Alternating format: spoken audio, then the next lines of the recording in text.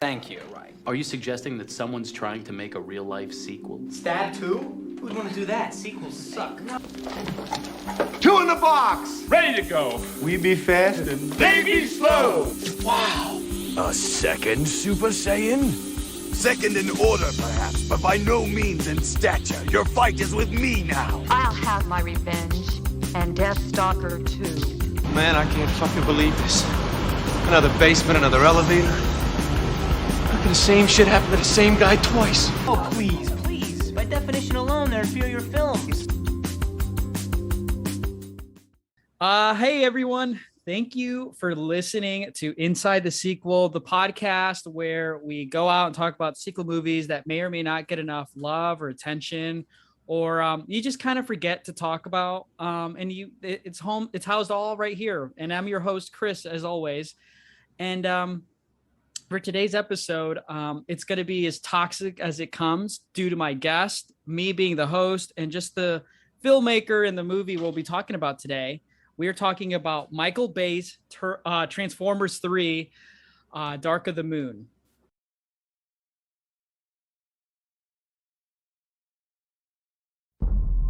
Years from now, they're gonna ask us, where were you when they took over the planet?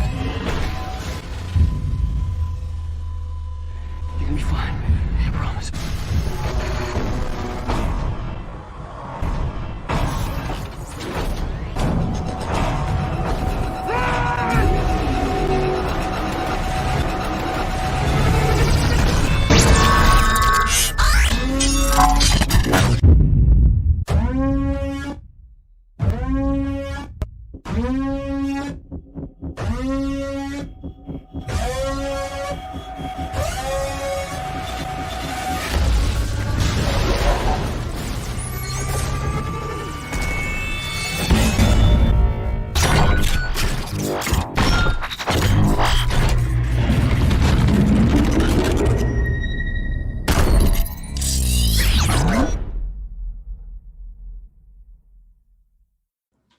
Now, this movie came out in 2011, and it was brought to my attention that this movie needed a revisit from my adolescent days due to a podcast guest that I've been wanting, and I've been told, and I think even held at gunpoint at one point to have on my show. And of course, you know, in my nature, when people tell me to do things, I tend to not want to do them.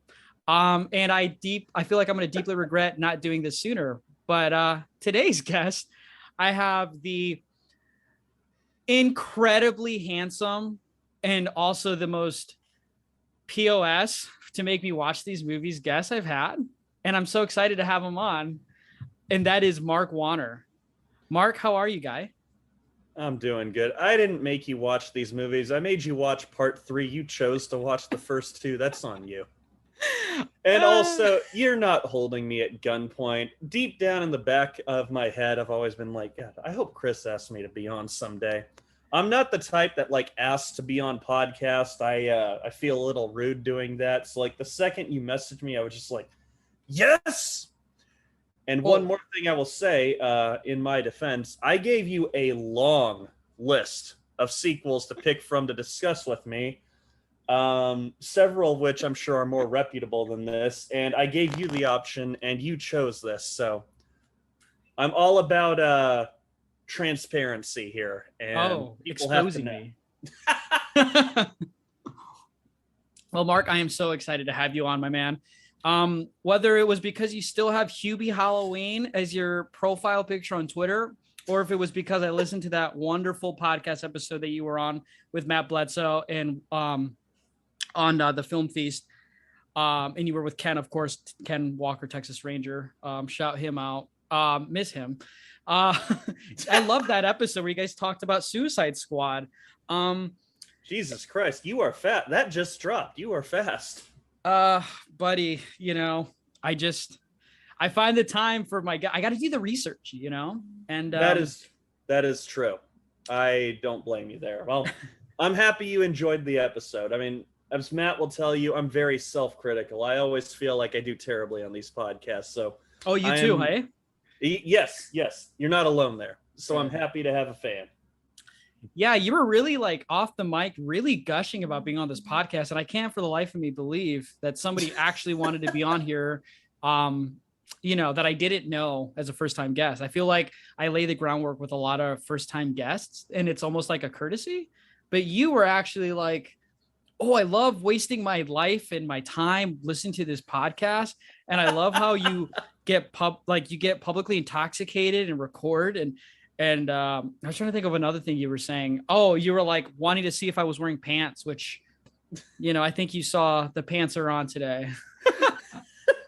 Did I? I'm kidding. Yes, Chris got up to turn on his AC earlier, and I've always been curious if the rumors are true as to whether he does not wear pants while recording. They might be true, but not tonight. They're not. That's for damn sure. Oh man, I love how that just kind of became a thing. But I gotta ask, Mark. You've been on a couple podcasts and stuff, and it seems like you kind of have like a niche of like what you like to watch, which I really appreciate. You like the movies that like kind of embody this podcast. The movies we kind of forget are out there, and you kind of stand them. I'm all about gatekeeping, of course, on this podcast. Oh, there's gonna be some gatekeeping. And I gotta ask. So you're on this podcast for the first time, and every new guest I gotta ask. Do you like sequel movies, or are you just pretending just so you can be on here to roast me? No, I mean, I could turn the computer and show you my movie collection right now. I haven't done like the exact numbers, but I'd say roughly a third of what I own are sequels. Nice. I love sequel. Even if a movie doesn't deserve a sequel, if it's a sequel to the movie I love, I will get excited and go watch it. And I don't really subscribe to the sequels are never good philosophy. I think that's a bunch of bullshit. There are a lot of sequels that I love and would rank among my favorite movies. Yeah, usually when people don't fuck with sequels, I just assume they're just not movie fans, Like if you don't really like sequels, do you really care about cinema, Like what the fuck? Sorry, just get off the handle there. No, I mean, I do the same thing whenever I hear anyone dog sequels, which I thought was an antiquated argument, but every now and then there's still someone who's like, why do we get sequels? And then, of course, they go to see it just so they can talk shit about it. Yeah, I don't know where the hate for sequels or like, oh, the sequel's always bad came from. I have a feeling it starts with the horror genre, which I hold near and dear to my heart. I'm pretty sure it starts with the Star Wars genre. Oh, dude, I don't call them by episodes. I call them by their names because episode 4 is actually just called Star Wars and then later given 4.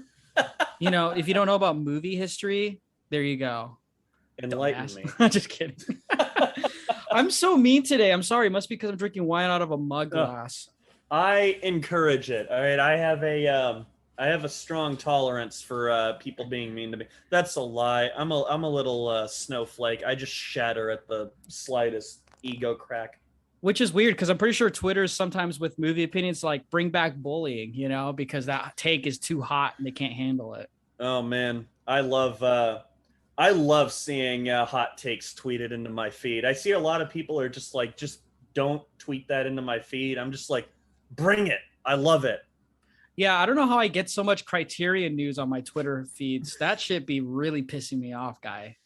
Especially the Uncut Gems. That's right. I heard the Scary Movie 2 episode. I just got rid of my Uncut Gems Blu-ray in preparation for this upcoming Criterion release. Oh, God. Granted, that was partially so I could get rid of something else while moving, so I'd have one fewer Blu-ray to move, because I guess that saved me some space. I don't know. Yeah, I own Uncut Gems for one. I don't even know why I own it. Yeah, that's a pretty lazy cover, eh? Just like the new Citizen Kane racist K letter on its cover, right? Is that the Citizen Kane cover? I only saw like a brief little I've been working all day, so I really didn't get too much of a chance to browse Twitter. Yeah, us virgins who pay attention to Blu-ray boutique label releases, we get on that real quick. And when I saw a Criterion tweet, I rushed to it so I could already get mad about it. And when I saw it, I was like, good Lord, they did it again. The guy, they just, I don't know. I'm not a big fan of Criterion covers. I like reversible covers actually. So that's why Arrow has my heart. You know? My favorites, Arrow and Scream Factory collector's editions are my favorites. The one where you get the slip cover and then the one that slips out so you can reverse it so you have both covers. That's my ideal. See, I've remained lonely and a virgin because I obsess over slip covers. You know, it's like I can't hang out. I'm eBay searching for slip covers right now. I'm sorry, I can't take you out. My money's locked in on slip covers. I've remained lonely and I've got the mentality of a virgin because I'm a Michael Bay defender. So I sympathize. Oh yeah, dude. There's nothing that turns a woman away when you tell them, oh, you know, I really like Uncut Gems, Michael Bay films, and The Green Knight. Those three things will guarantee you permanent loneliness. I'll get back to you on The Green Knight. I haven't been in the mood to go watch it lately because I mean, in the stress of moving, like I have just wanted simple entertainment or simple movies that I can easily follow. I am not down for something what's the word I'm looking for? Surreal and cerebral and that I have to think about. I think you can watch Green Knight and watch it and not think, and you'll probably get as much out of it as actually doing that too. Oh my God. My friend Hayden is going to listen to this podcast and he's going to immediately turn it off after hearing that. Sorry, Hayden. Obviously, these are not my opinions. He must really be a big fan of this podcast. I think more than 50% of our listeners are haters who are waiting to hear me can't get canceled. Like they're like, is he going to trip up this time? Is he going to slip? Or the other half is friends who feel so bad they have to support the podcast. I don't know why people don't get more joy. If you feel that people don't get joy out of your podcast, I don't know why. I love it. It gives me life as I drive a delivery van for a living. This whole circle of podcasts that you guys got, fucking Film Feast, Cobwebs, The Terror Table, Schlock and Awe. Like I started with Film Feast and slowly worked my way outward, and it's just you guys are a delightful bunch, and you keep me alive. You keep me sane as I just throw packages at doorsteps. I'm kidding, Amazon. I walk up and I place them on the doorsteps. I'm not trying to damage packages. I know you listen to everything. I really wanted you on here. As soon as you said you know, before we started, you were like, oh yeah, Amazon this. And I'm like thinking, man, maybe Jeff Bezos will buy me out. That would be improvement for the podcast. I got a few more notches to climb before I think Jeff Bezos is even aware of me, but I'll do my best. I'll put in a good word to the person who will put in a good word to the person who will put in a good word to Bezos. Mm-hmm. It's odd. You said you started with Film Feast and then Cobwebs and Schlock and all these significantly greater podcasts, and then you land on here. That's normally it's opposite for a lot of people. Saving the best for last, perhaps. Good God. I'm not picking favorites, guys, but I will. You guys do a lot of crossovers, like the the fantasy Oscars was probably one of the that was one of the greatest series. Like especially as I'm like, I remember exactly where I was. Like people are like, do you remember where you were for 9/11? Do you remember where you were when Obama got elected? I remember where I was when I was listening to all three fantasy Oscar specials.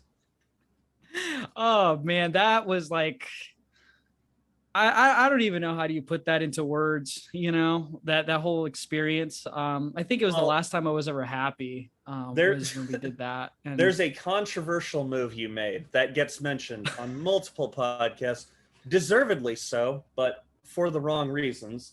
And it's perfect that we bring this up because Transformers Dark of the Moon was written by a gentleman named Aaron Kruger. And Aaron Kruger also wrote a little movie called Ghost in the Shell. I think he did. You know, I've been meaning to go back and double check and hope that my memory is not leading me astray on that. But I'm 99% sure that he wrote that. And now granted, I have not seen the original anime. I'm not a huge anime guy. I'm trying to be, but I'm not. So I only watched the live action remake. Mm-hmm. I fucking love that movie. Fuck yeah! It's about time. I love Ghost in the Shell, and while I will say I don't like it as much as The Last Jedi, which is one of my favorite movies of the past decade, I do feel like The Last Jedi gets its due. So when you opted to nominate Ghost in the Shell instead of Last Jedi, I threw my fucking fist in the air in celebration, because I was just like, holy shit, I did not see that coming. And I feel seen as a fan of Ghost in the Shell. Yeah, you know, that makes me very happy to know that there was someone on my side on that, because I'm pretty sure my relationship with those two fellers are like stained forever. It definitely seems that way, how often it gets brought up. Also, I just realized that I realized that I admitted I'm a fan of the whitewashed Scarlett Johansson movie and Michael Bay. Like, am I the most problematic guest you've had on? With the whole Ghost of the Shell thing, people accuse me of doing that for clout, and when I mean that, it's like my self-created haters. And no, I totally still stand by it, and I'm glad somebody enjoyed that. I think I cemented my place in the group chat that I'm a part of when I made that call, and I've been exiled. And I was graciously invited to join that group chat, and whenever you pop in every now and then, I'm just like, there he is. That's my boy, Chris. Oh, so you notice that I take an absence and then I'll pop in from time to time. Good. I'm glad somebody actually caught that. You definitely, I feel like, yeah. You don't chime in that much. I feel like I don't chime in too much either, though that's partially because I had to delete Discord from my phone because it's a shitty phone with little memory. So I can only like chime in whenever I check my computer, which is not too often. But no, whenever you chime in, it's usually very entertaining, and I'm grateful for it. Good. I figure the only way I can entertain is by, you know, limiting myself to people. So but aside from all that, I think everyone's got the background info on Mark, and like, you know, we're finally coming together to do this episode, but it's been a long time coming, and it can't stop coming, and I'm thinking about coming and Shrek and Smash Mouth with that lyric. That's this podcast, I guess. But we're talking for that reference. Yeah. So we're going to be talking about Transformers 3, which I don't think we've done a third in a series before. I may be wrong. Oh wait, well, we did Godfather 3 with Lindsay for a Christmas special. So there's that one. I got to go back and listen to. I'm not like, if I don't remember a movie too well, or if I haven't seen it, I'm a little more hesitant to listen to that episode, but from what I remember of Godfather 3, I love that movie, and I actually need to go back and rewatch that, and then I need to go listen to that podcast because I'm sure it's great. Well, it dropped on Christmas Day, and you know, Hell I know for some people that's taboo, but for me that felt just right for this podcast. You know, like Christmas with your family, you know, religious holiday for some. There are giant chunks of Christmas where I'm sitting around doing nothing. And right? I need something to do in that time. So right? I was like, what better for people to do than tune in and listen to my dumb ass with an awesome guest like Lindsay talking about a controversial sequel on Christmas Day. I mean, I can't think of anything. I mean, god damn. I mean, the things that Christmas Day is saved for: Wolf of Wall Street, The Hateful Eight, Chris Hurtado. Yeah, if only I got like pissed drunk on that one, so then it could feel like the drunk uncle at a Christmas party, you know. I think in a way it symbolically represented that already. Yeah.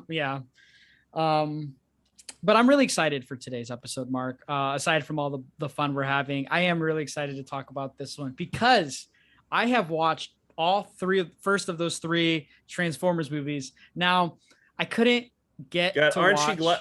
Aren't you glad that I suggested this one and the fifth one, and aren't you glad that you didn't pick the fifth one? You only had to watch 3 of them. You didn't have to watch 5 of them. 6 if you count Bumblebee. The only one people seem to like. Yeah, I'm glad I chose like to limit myself to the first three because like from what I gather and have read, those other two after the third one, they feel like different from the other three. So it feels like it's like the end of like a trilogy and then it's the start of a new one if we ever even get a third one. I guess we won't because Bumblebee came out by itself. I am heartbroken that we're not getting a follow-up to The Last Night because that ends with a little sequel tease that I'm just like, oh shit, I want to see what follows that up. But yeah, we're not going to get that. So do you fuck with the Transformers, like the Hasbro toys? Not really. I mean, I might have played with them a couple times when I was younger, but my love mostly stems from the Michael Bay films. Good. Because I'm like, I've yet to meet a human being who's like Transformers, robots in disguise is like, they fuck with that in like the 80s.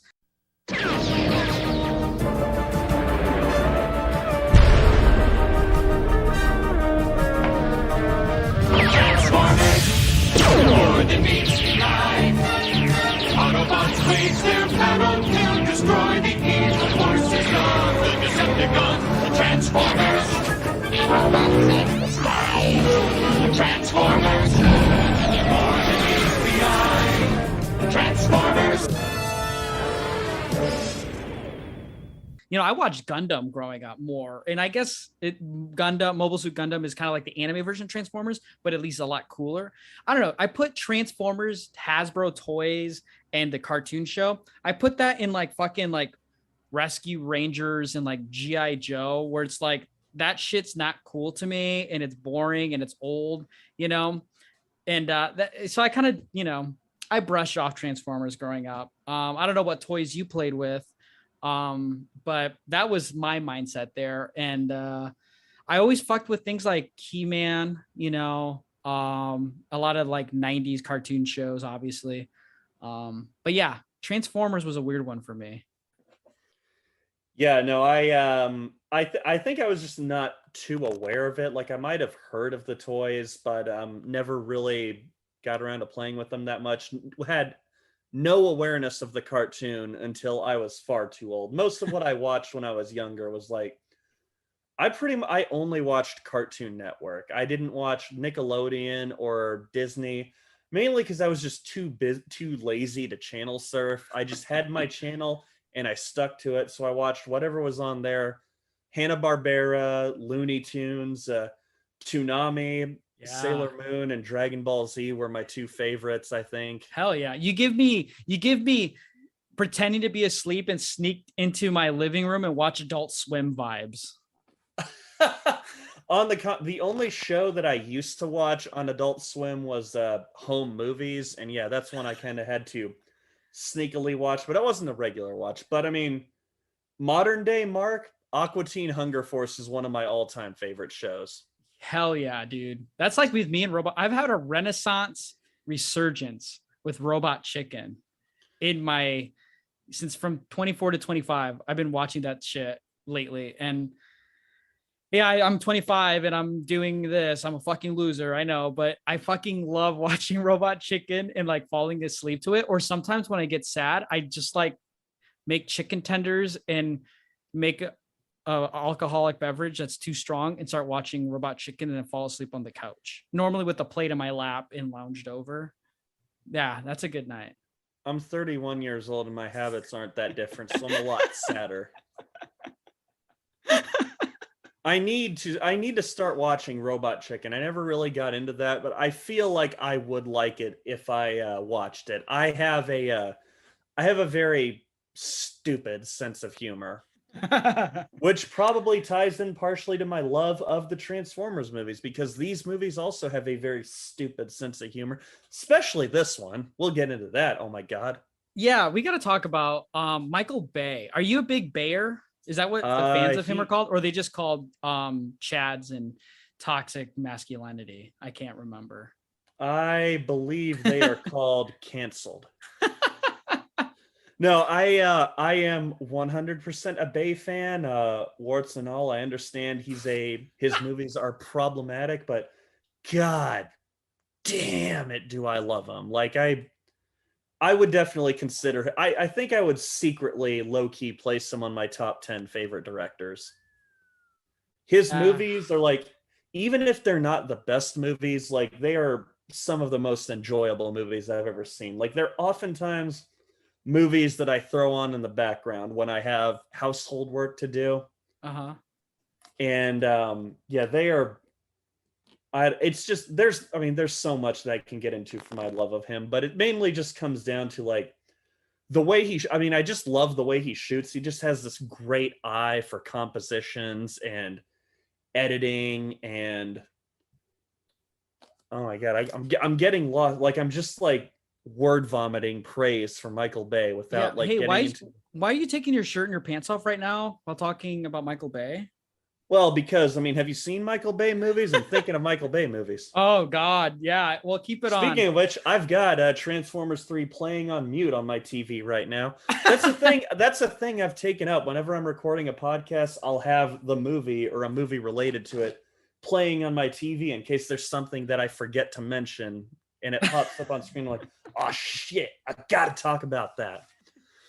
But no, basically, I love the way he shoots. I just love the way his movies look. He gets a lot of shit for, really quick cutting, and you can't really see what's going on. And that's the case if you're not paying attention.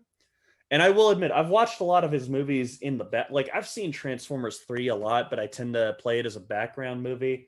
So sometimes I'll look at the screen and I'm like, wait, how did we get here?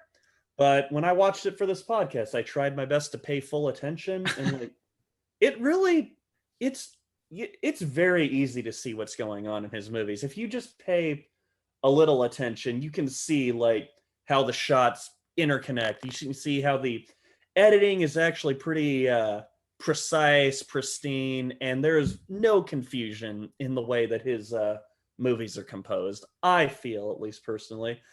I might get some flack on that, but I did not agree to record a podcast on Transformers 3 if I wasn't agreeing to at least a little flack. Yeah, with Michael Bay, I am not the most educated in Michael Bay's movies. Like I haven't seen a lot. I've seen Bad Boys 1 and 2, the Transformers movies, and parts of Pearl Harbor, Armageddon and The Rock, which were both put out on Criterion. No, I haven't seen those two. And just because it's on Criterion, it doesn't mean it's good. And I'm saying that now for people listening, Well, for those, it does. But yeah, I'm not the biggest Michael Bay fan, not because I'm like, bleh, like he's not a good filmmaker or like, bleh, he's canceled. Well, I mean, he has something about him that makes me worrisome, but I watch Woody Allen movies. So I'm not perfect either, but I will say, I remember even growing up, I knew what the Michael Bay isms were, like the big explosions, slow-mos, lots of action, humor revolved around action, very bravado men in the movies. And Transformers is kind of like the first one, I would say, which came out in 2007.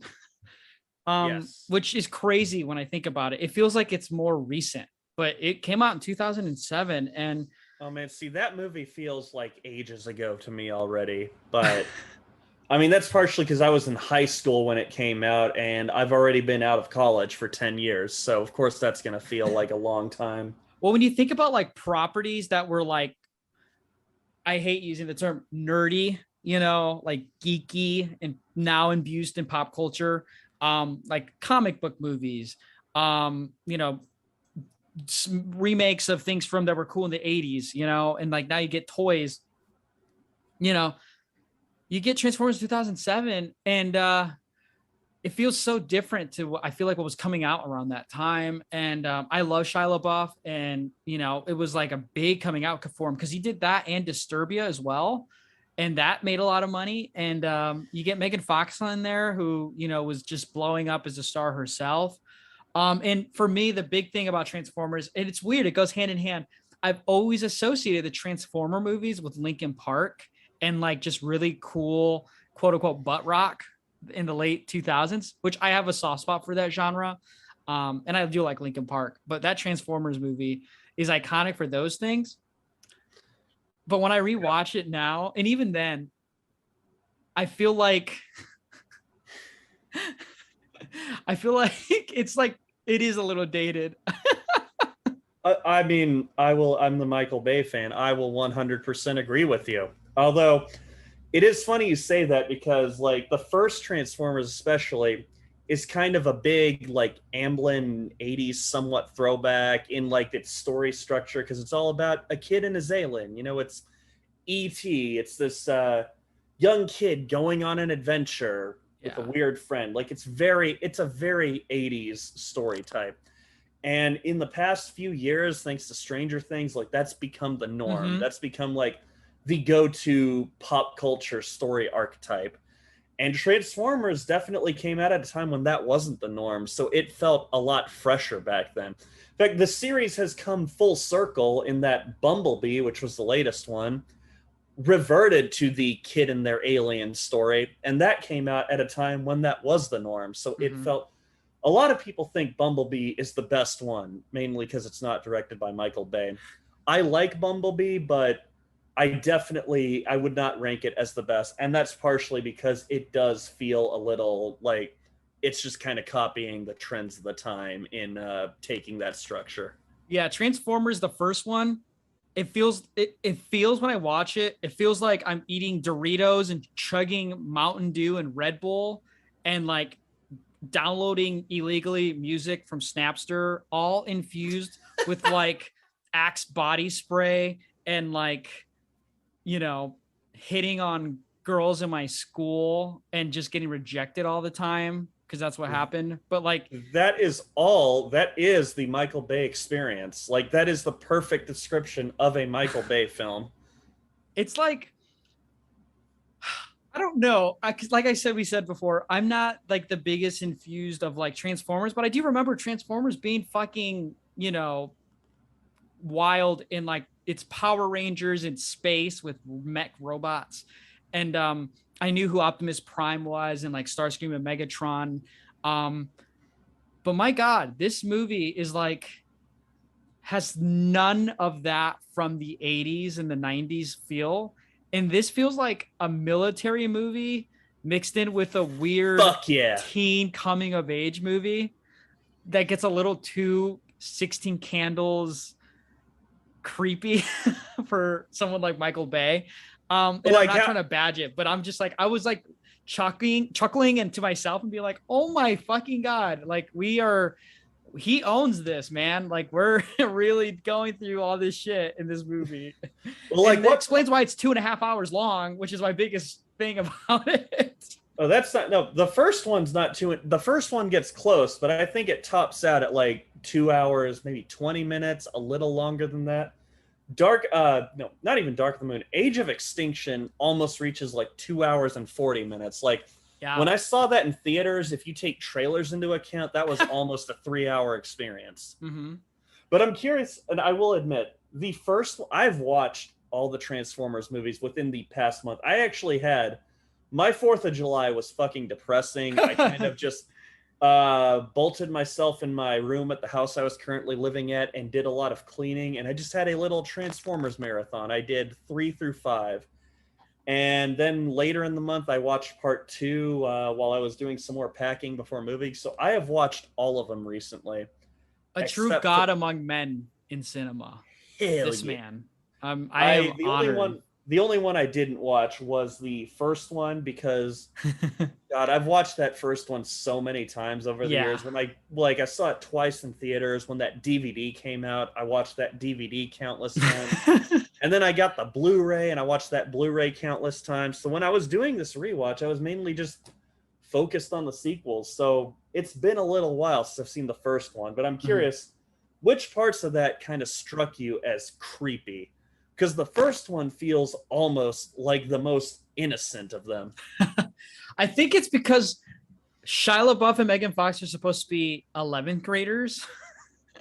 And it's all about, you know, his parents concerned with like his masturbation schedule and then being happy that he's getting laid. And then I mean, also he's a junior in high school. It's honestly kind of a healthy portrayal of parents that they are open to their child having sex. Jesus Christ, that was a fucking tangent. You know what's crazy though? The first four of these movies made so much fucking money. Oh dear God, they did. No one, I think. I mean, I didn't pay too much attention to box office when I was in high school, but I don't think anyone expected that first movie to be as big as it was. Oh my God, no, it was so big. Like I think that was the second or third highest grossing movie of that year. And like that movie was definitely a pop culture touchstone of that year. Yeah, I don't know. The first movie, it's so weird. I can't describe the first Transformers movie in like, I will say it has an iconic ending with the Linkin Park song ending, which is a trend in these movies. Song. Yeah, I would start singing that song, but I don't want to like violate copyright for you and get you sued by whoever holds the rights to the Linkin Park music. But no, and that's another reason it's kind of good you stopped watching at 3, because the end song for part 4 is by Imagine Dragons, which it's an awesome fucking song, and I would actually rank it above maybe 1 or 2 of the Linkin Park songs, but if you're a Linkin Park guy, that's probably going to be a disappointment for you. Yeah, Linkin Park's cooler than Imagine Dragon in my opinion. And overall, I would agree, but still, Battle Cry. That's the name of the song in part 4. It's pretty cool, baby. But yeah, Transformers, the first one, it is a nostalgic trip. There's some things that do not age very well there. Honestly, if not for the sequel, that was a pretty well-regarded movie when it came out too. Like, I don't know if it got like positive. I don't know if it like everyone loved it, but it definitely got. I think it's positive on the tomato meter, or it's in the 50s. And it would have probably got a Criterion release for sure. Oh man, I'd love to live in that world. Yeah, if not for the sequels, I feel like that would be a well-regarded movie. Even still, if it's a little more problematic and dated, I feel like people would still look back in that and be like, that was a good movie. Yeah, and that first Transformers, I couldn't help but compare it to Small Soldiers from Joe Dante. And I think it's because the same actor who plays the dad in Transformers as well as in Small Soldiers is in both movies. Kevin Dunn. I love Kevin Dunn. He's so sweet, but I also am terrified of ever doing anything wrong in his house. He seems pretty chill in the Transformers movies. He seems a little stricter in Small Soldiers.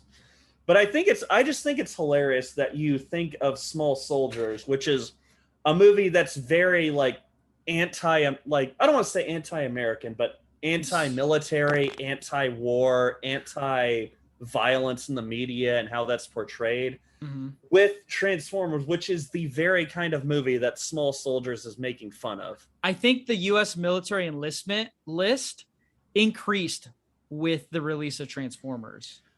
These movies.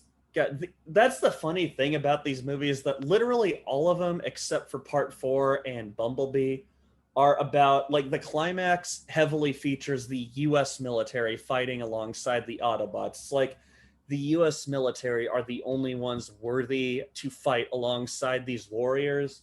Mm-hmm. And I'm not going to lie, I'm a fucking sucker for it. Yeah, I'm pretty sure for jingoistic movies. It's just, I hope your listeners don't think I'm a fucking Trumper when I say that. Just talking strictly in terms of movies. Like, I'm pretty sure something.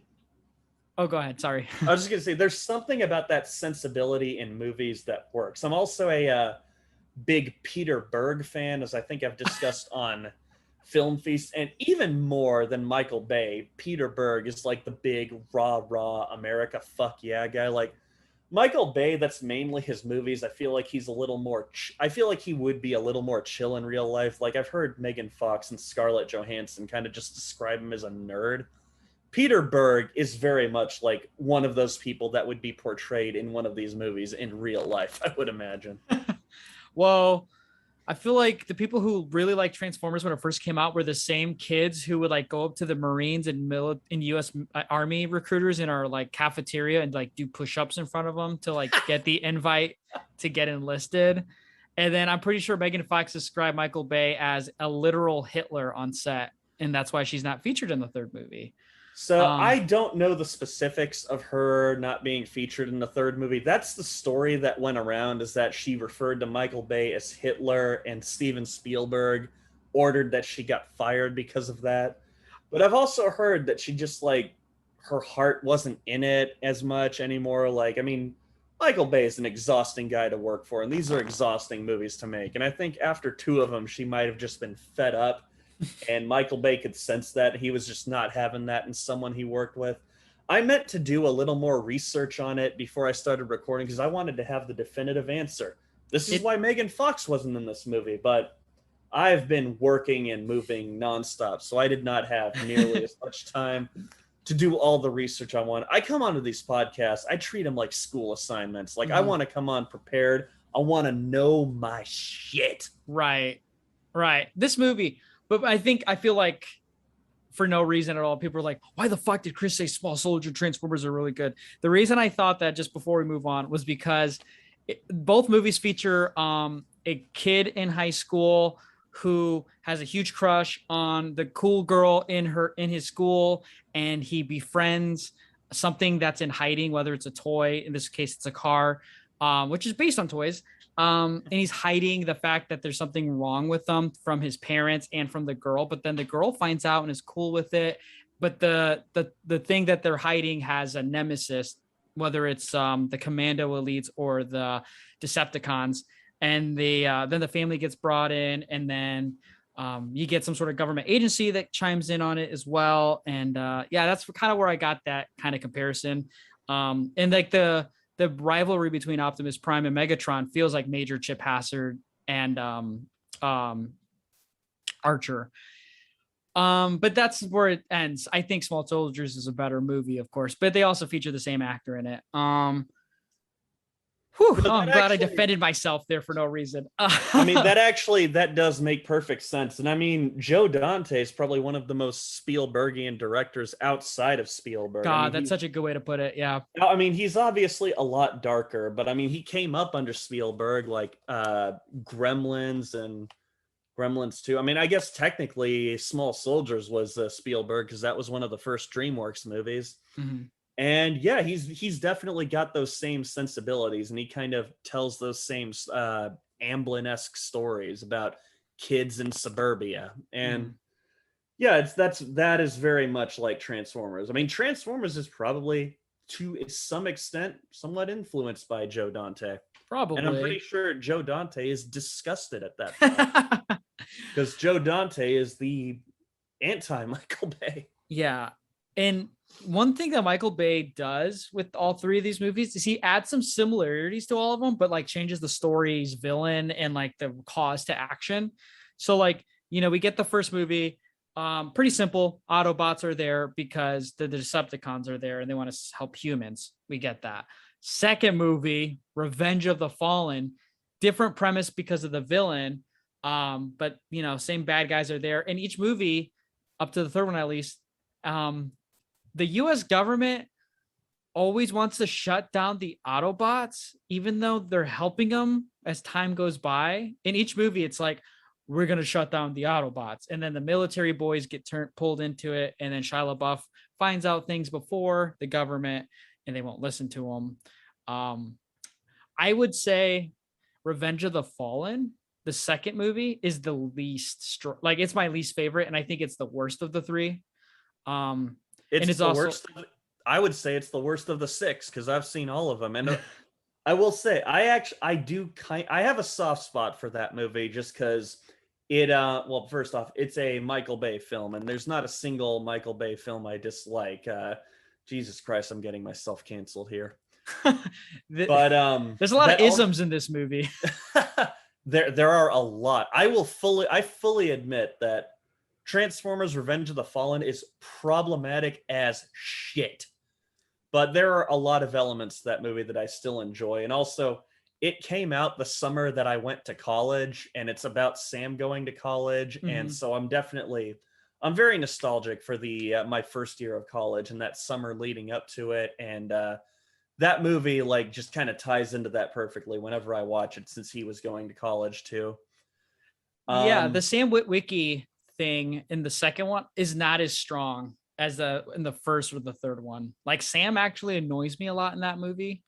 Well, let's talk. I mean, we got to get to the third one eventually, because I will say I have a tendency to go on for long times on podcasts. Like my previous 2 Film Feast appearances were like all bordered on 3 hours, and I'm trying to control myself and like keep myself a little more focused. So don't want to. I mean, I don't know if you. I don't want to. I also don't want to like overstay my welcome. Like no, I know, never. I will say Revenge of the Fallen, I don't have much desire to talk much about, because I don't think it is a very strong movie, and you can get to the third movie without, I think, really watching the second one, which is kind of nice. I think Michael Bay knew that. I will say one thing about the second one though. So that actually was produced during the writers' strike, the Writers Guild strike of 2007. Oh. And I meant to do a little more research on this because I wanted to I wanted to know more about like where they were coming from with the third one, but because of that, they had limited amount of time with the script. So a lot of it was kind of quote unquote written by Michael Bay just on set. And that probably explains some of the more problematic, in all capital letters and not in quote marks, because it is just flat out problematic, elements of that movie, like the characters of Skids and Mudflap, or the fact that there is a human transformer that is literally just sexually harassing Sam Witwicky the whole time. Mm-hmm.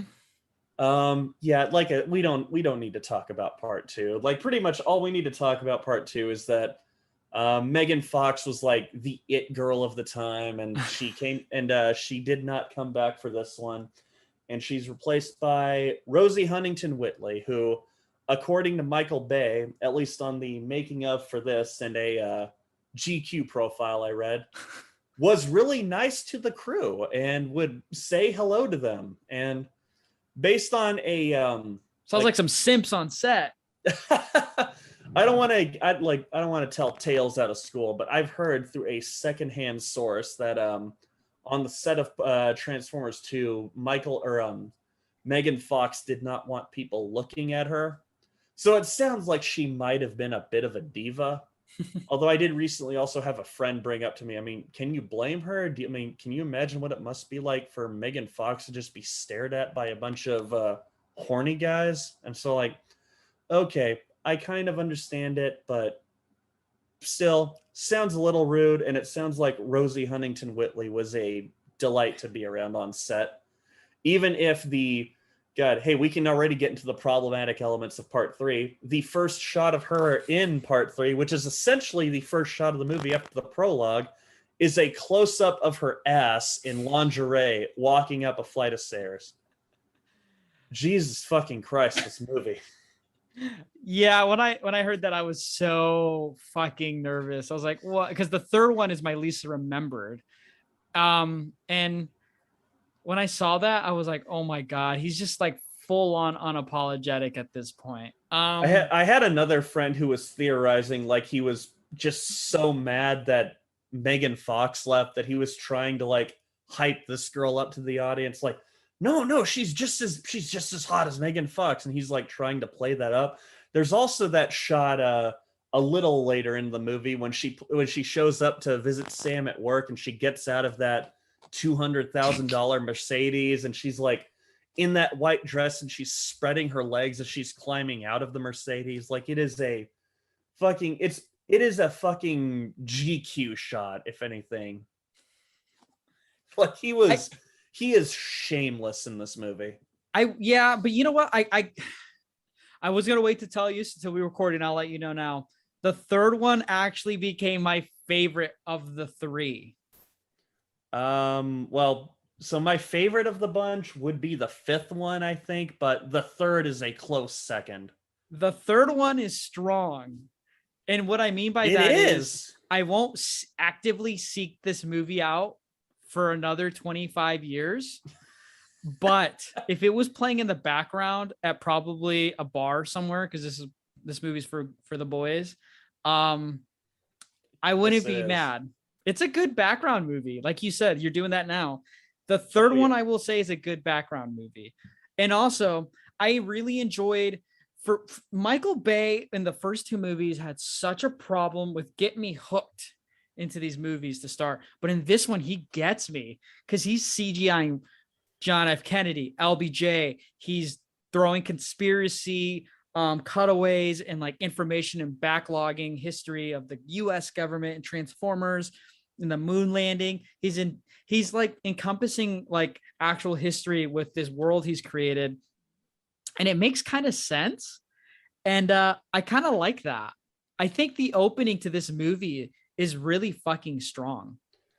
That shit is so fucking awesome, and that'll be that'll be a great place to start because I when I first saw I saw the first trailer to this movie, which was a teaser that pretty much just focused on the prologue, the 1960s stuff and the trip to the moon, and I was just like, wait a minute, we're getting an alternate history of the moon landing? That's fucking cool. And I think that's part of why this and part 5 are now my favorites, because they deal with a lot of like, they kind of toy around with history and have a little fun with it. And it's really fun when movies do that, I think.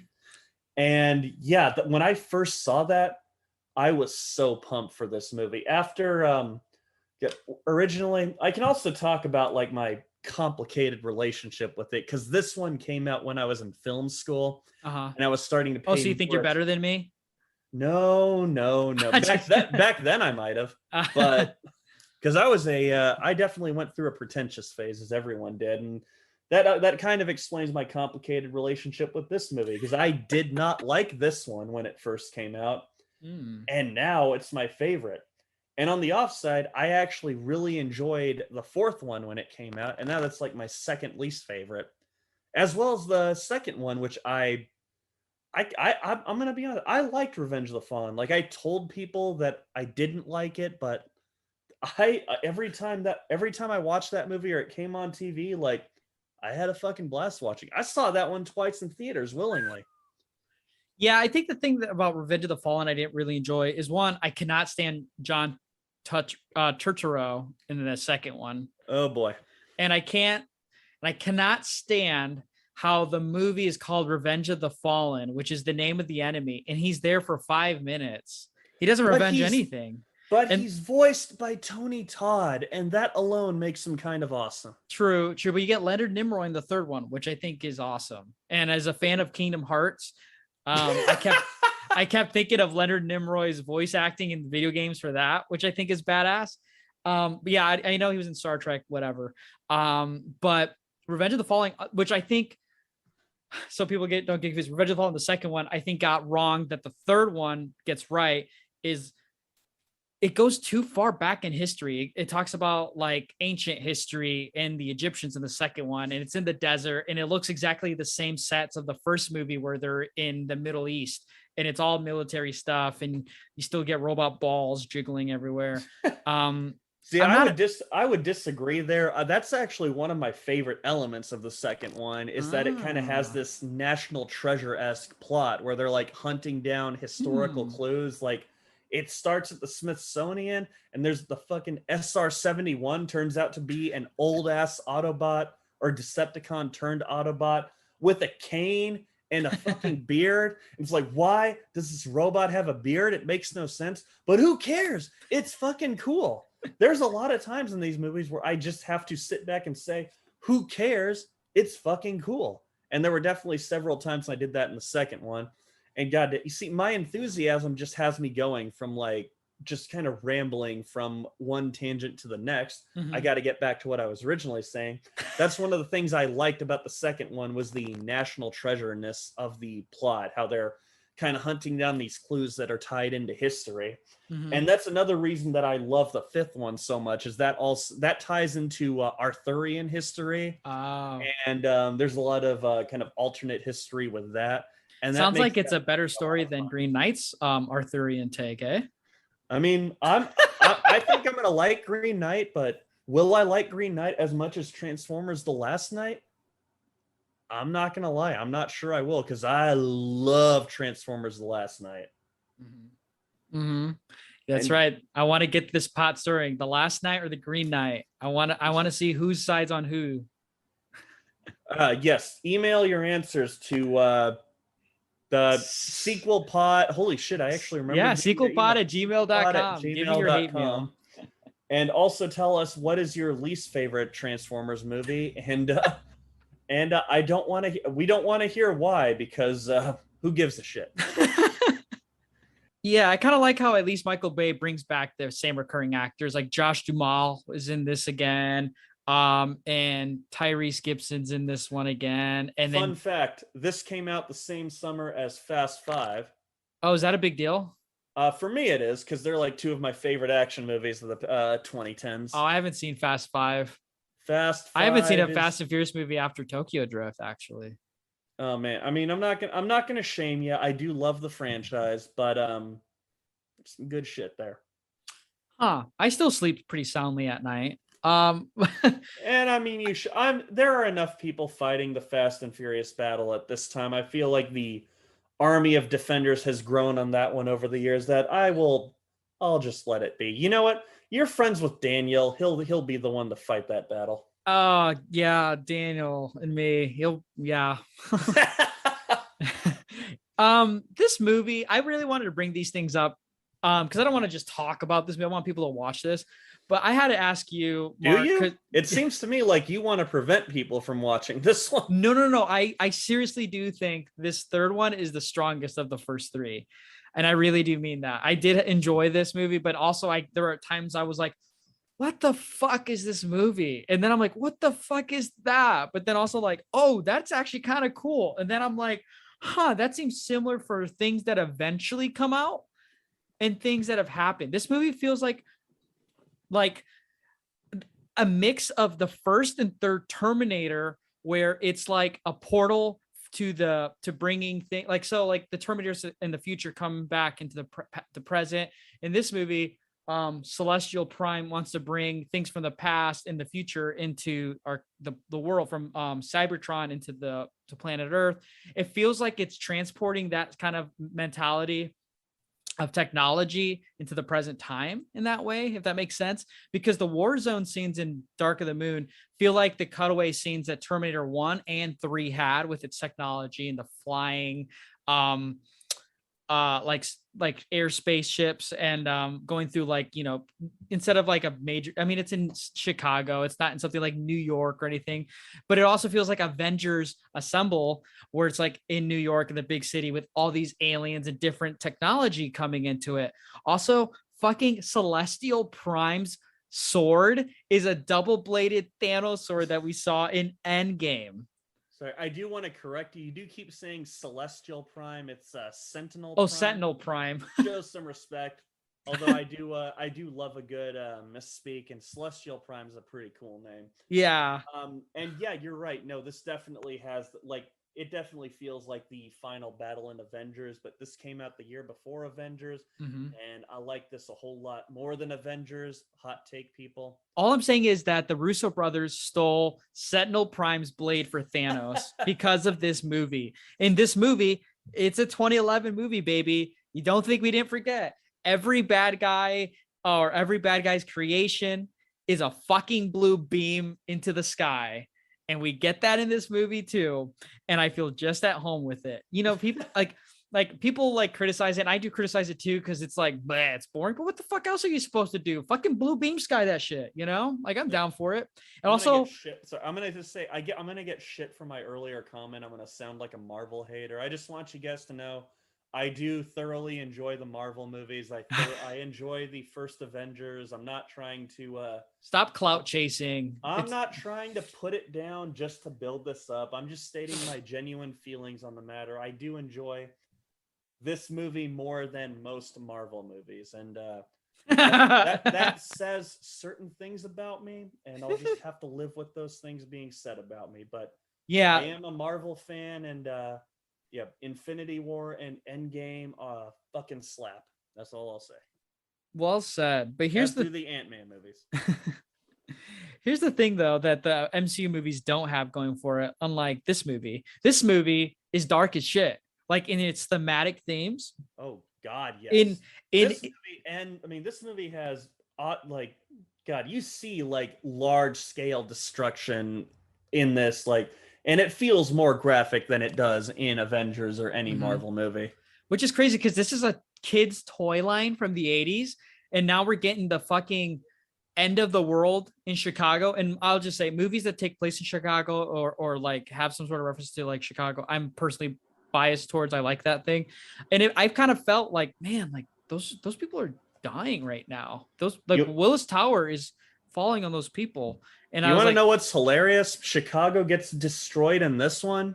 And then in part 4, a little chunk of Chicago gets destroyed again. And it's like, the fourth one feels like a strangely angry movie in the franchise. Like with that's the one in the franchise outside of Bumblebee where the military is not helping them during the climax. They're all on their own. There's a covert military unit actually hunting them in the fourth one. You know who we were talking about how dark this movie is, because I mean it feels like a huge like military operation in the third act, but it also is like the perils of like humanity dying. Like this movie feels very important, like in its third act and the climax, like shit goes down. And also I swear in every fucking movie, Optimus Prime is like, he's this touted great guy, but like Archer and Small Soldiers, he's kind of a chump. Like he gets his ass handed to him unless someone else helps him. In the first one, Shia shoves the cube inside of Megatron. In the second one, he that one he's brave. He tries to save Shia, and just gets gang busted by a bunch of Decepticons. And then in this one, Sentinel Prime just fucking snatches him. Like he just kicks his ass. And then in all three movies, as each movie goes on, Megatron gets significantly weaker and less intimidating, and physically and just as a character. And I find that so interesting that I also like the third one the most, when it's a kind of a culmination of all of that. Well, that's kind of hilarious because, Megatron is just he's basically in the first one, he's working on his own. In the second and third, he's serving a master, Sentinel Prime. Yeah, he's on his Darth Maul shit. Prime. Yeah, exactly. In the second one, it's the Fallen. But what I love about this one, and it's the one thing that he gives Rosie Huntington-Whiteley to do, like even more so than Megan Fox, she's just eye candy, and she's she serves Shia's story. She doesn't really have too much to do in the story, and her one moment is where she emasculates Megatron by calling him Sentinel's bitch, and she's the one that kind of motivates him to like get in on that final fight, which kind of gives Optimus the edge because he's they're all trying to kill each other. Megatron's trying to kill Sentinel and Optimus. Optimus is trying to kill Sentinel and Megatron. And but he doesn't really last that long in that final battle before Optimus rips his head and his spine off. Mm-hmm. And that's the thing about Optimus. Optimus is a violent sociopath, but masquerading as a hero. In the first, and he has transformed, quote unquote, into this character over these three movies. Because in the first movie, he is very noble, and he's talking about I think it's Ironhide or someone who says to him in the first film, "Why are we trying to save the humans? They're a primitive and violent race." And Optimus is like, "Were we so different?" And it's this moment of reflection, like, oh, we used to be a violent people, but we've kind of evolved, and now we have to help these people. We have to save these people and kind of show them the way.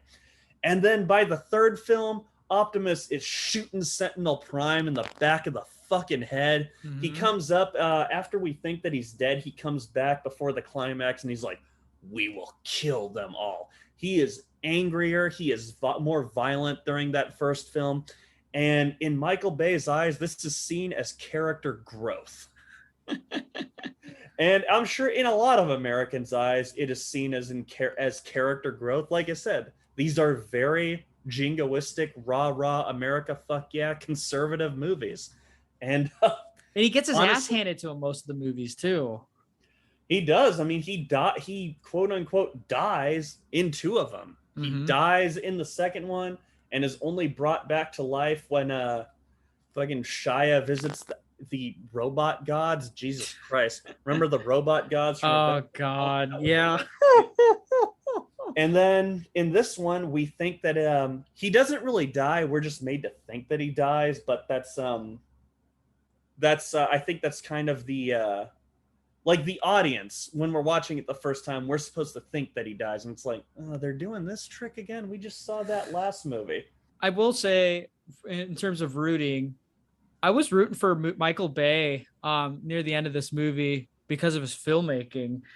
Like I said, I'm not the most educated Bayer, but his filmmaking style got progressively better as each movie got by.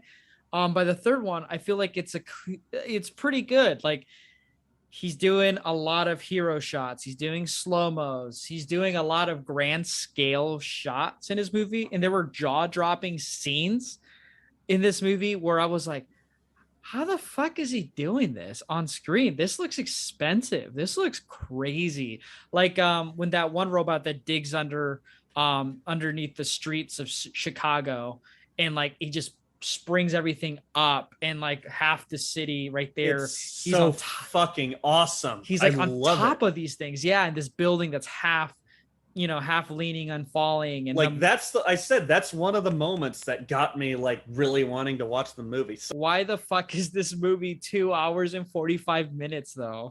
oh God. Yeah. Is it that long? Sorry, you cut out for a second there. No, I you're think, good. I feel like this one's only 2.5 hours, which is still long. And I will admit, even on my favorites like this 5 and the first one, I do feel like the climaxes go way too long. Yeah. And when I think in the mindset that do you think when Michael Bay was making these movies, or the money that was given to him for these movies, do you think at some point he was like, this is based off a toy line for kids? Will these movies be for the kids? I don't think Michael Bay gave a shit, honestly. Or I mean, in his defense, this is America, and I mean, look at the fucking shit that kids are watching. Like, kids are watching violent movies all the time. I think with the first one, he was probably a little more aware, even though he's still like shooting Megan Fox like really scantily clad, leaning over a car hood. And make like, the comments about how they want to breed with each other, as the oh quote. my God. Man. The boy's pheromone levels suggest he wants to mate with the female. I'm sorry, that still makes me laugh. Also, big crime is Shia LaBeouf leaves his buddy at the lake in that first movie to like pursue Megan Fox. Oh my God. Fun fact about that scene, by the way. Big crime. I agree. That friend got shafted, and that's probably a reason that we don't see him in the future movies, because he just said fuck you to Sam and went off to hang out with his other friends, or just his big old dog. That he was probably like getting high with Sam's parents, who we progressively see less and less, but every time we see them, they're more and more annoying. But no, what I was going to bring up earlier is you brought up his friend at the lake. So Megan Fox's boyfriend, and this is a fun little canon thing that I don't know if anyone is aware of. I don't know if the Inside the Sequel audience is aware of this, so I'm going to hit you with it. The Transformers movies and the Platinum Dunes Friday the 13th take place in the same universe, because Megan Fox's boyfriend is named Trent, played by an actor named Travis Van Winkle, who later shows up in Friday the 13th as the character named Trent. The Killer Cut Friday the 13th. The Killer Cut. That's the first time I've heard it referred to as that. But yes, the Killer Cut Friday the 13th, produced by Michael Bay. I'm pretty sure Michael Bay, that explains why there's so much boobs and teenage sex in that movie. He's probably getting off on it, eh? Michael Bay definitely gets his mark there. Well, actually, no, that's the thing. I think Michael Bay has never directed a movie with nudity. I say this. I think Pain and Gain might have some nudity in its strip club sequences, but he mostly makes PG-13 movies that are like, they get as close to nudity without featuring nudity. And part of me thinks that Michael Bay is just like deeply terrified of nudity. He wants to get as close as possible without actually showing it because he doesn't know what to do if he sees it. Like deep down, Michael Bay is just a nerd like the rest of us. He's a nerd who just lives in a big mansion and has cars and dates supermodels, but I don't know if he's ever seen any of those supermodels naked. Oh, that's a good way to put it. I also read when I was doing my research today, I read an article saying like Scarlett Johansson in The Island actually wanted to appear naked in a love scene, and Michael Bay was shocked and horrified. Further proof that he just hates nudity. What a fucking white knight. Avert my eyes, my lady. Exactly. By the way, The Island, if anyone out there hasn't seen it, awesome movie. Matt B trashed it on one of the podcasts I appeared on with him. I still haven't forgiven him for that.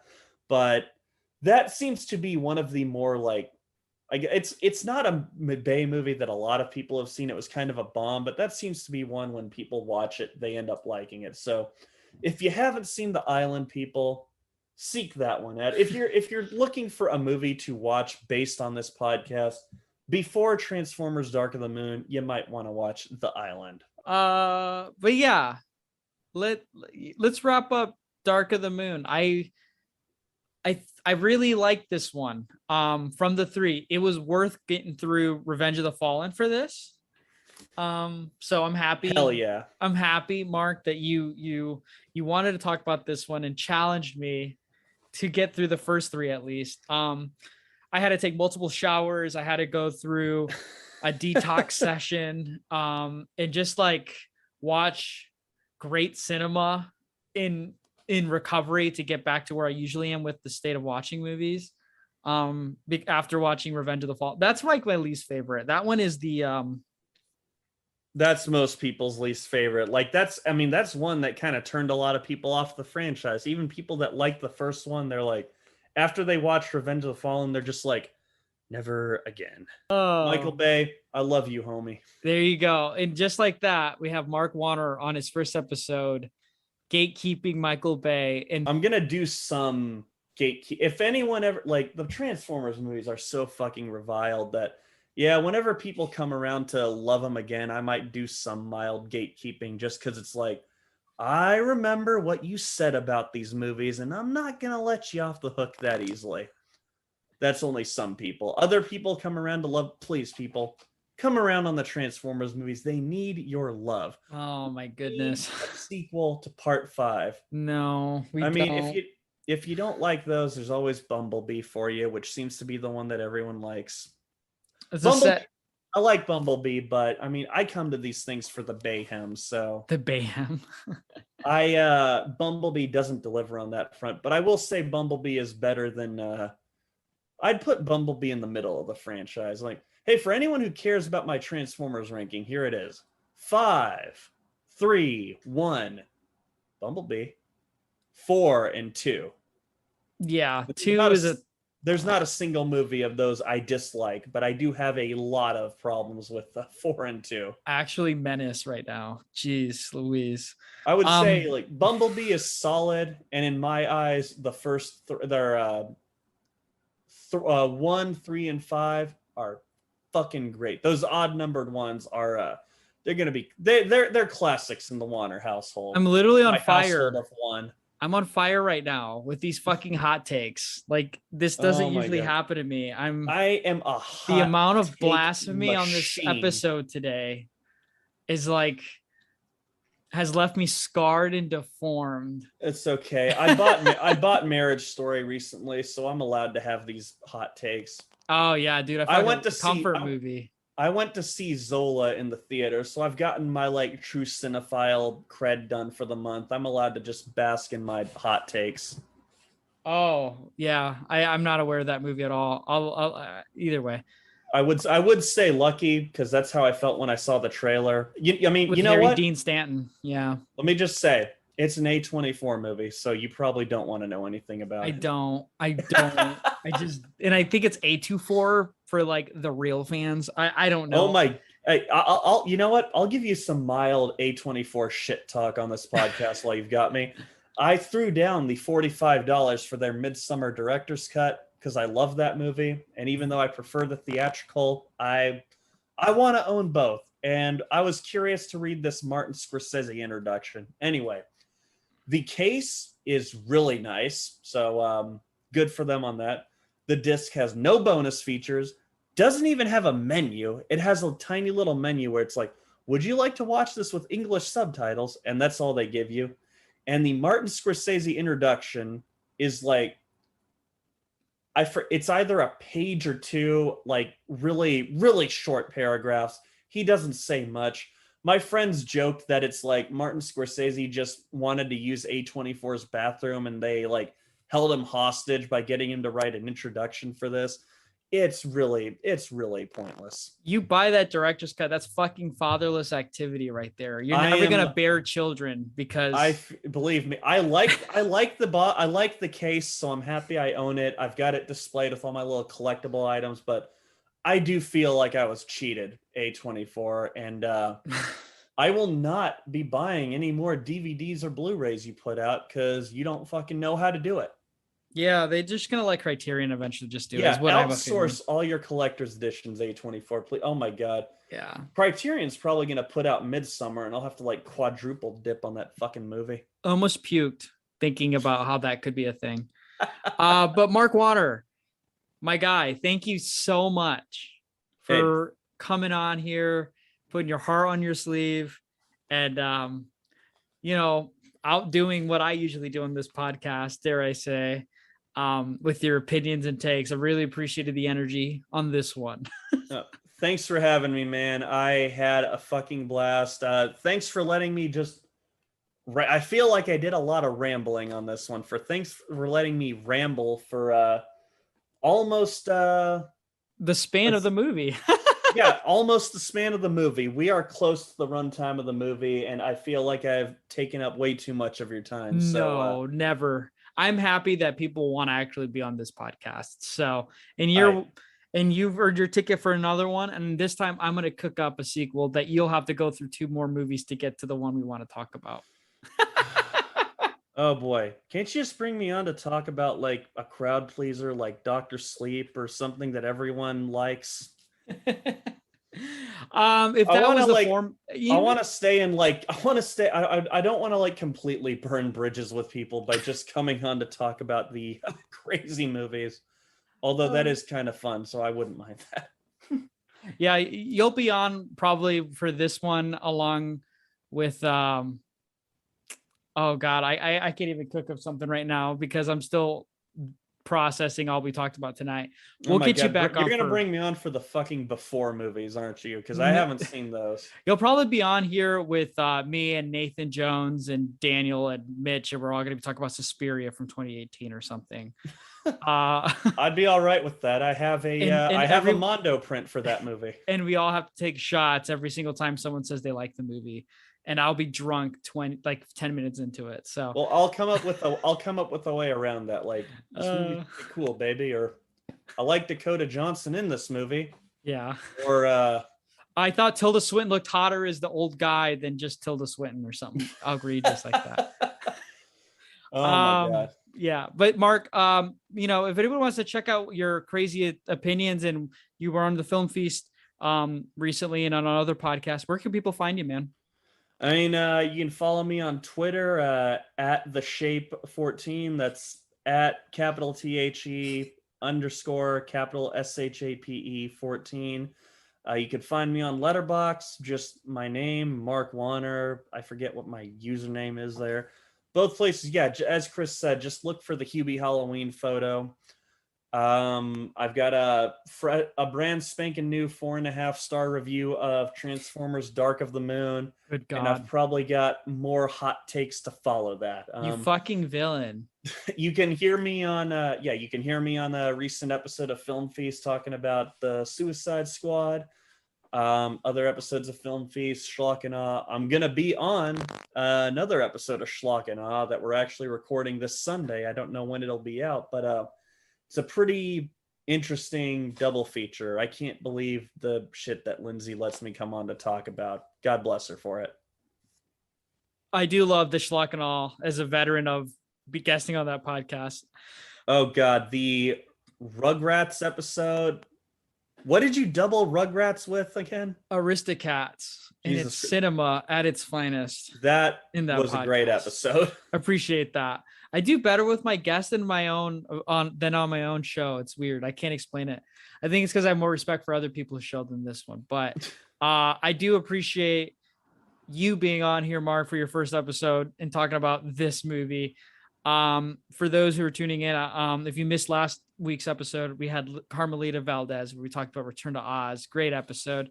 And I hope everyone is excited to wrap up this month when we have Doug McCambridge on from Good Times, Great Movies to talk about Caddyshack 2. That'll drop. Oh my God. Yeah. Oh, sorry, I didn't mean to interrupt your outro, but that was just a genuinely shocked reaction, even though I saw your lineup for the month, so I should have already known that was coming. I'm shook. I'm so scared how that one's gonna go. But I am also excited though. So yeah, Mark, thank you so much for coming on here, man, and giving us your time. And I want to thank you everyone for listening. And I want to leave everyone with this. If you aren't rewatching these Transformer movies in the 2020s, then do you really care about cinema? Anyway, we'll see you next time.